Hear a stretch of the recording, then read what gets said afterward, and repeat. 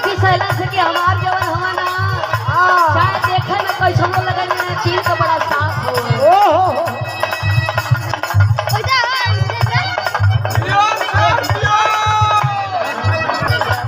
112 हाँ 101 रुपये का आशीर्वाद आपने पठाया है। इस गीत संगीत के लिए आपका बहुत बहुत मैं आभार प्रकट करती हूँ। बहुत प्रणाम है, आशीर्वाद बचा रही। बात पप्पू भैया क्या रहा, पप्पू यादव जी आप ये देखें आपको मतीन भाभी जी बहुत का हुई है का हो हम तो तोर गई हो सुनर तोर गई हो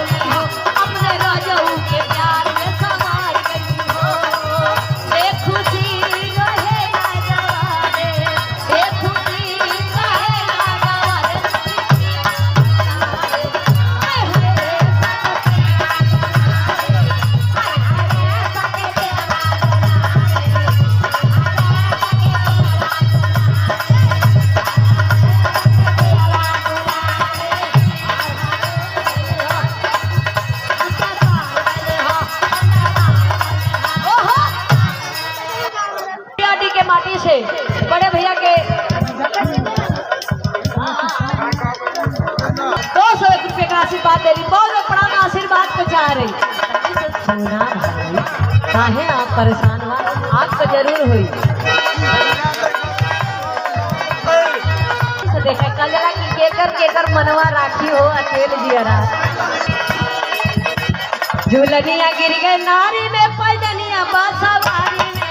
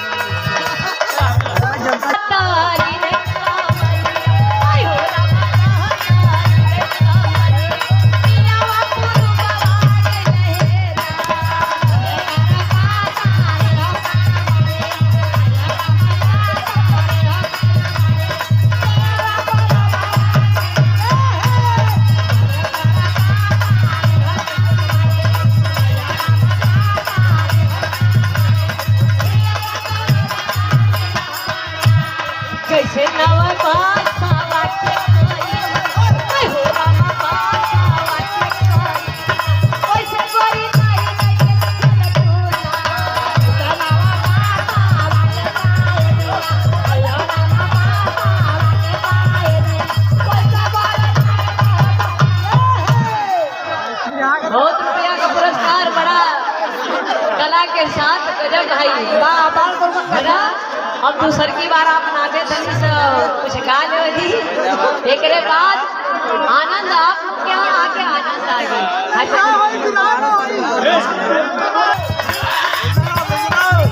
सूरज छोड़कर 101 रुपये का आशीर्वाद है। बहुत प्रणाम।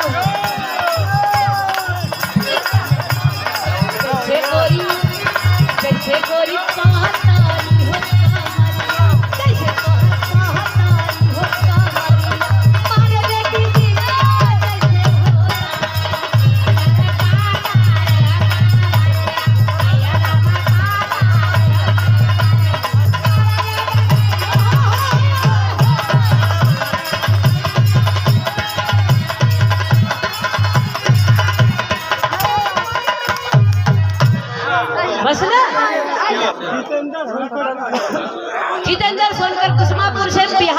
शंकर जी 201 रुपए का आशीर्वाद आपकी तरफ से आया है। बहुत प्रणाम, सभी प्रणाम रे आशीर्वाद को। बस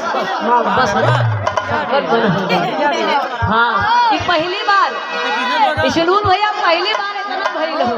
हाँ जानते हो विनोद सोनकर कहाँ से?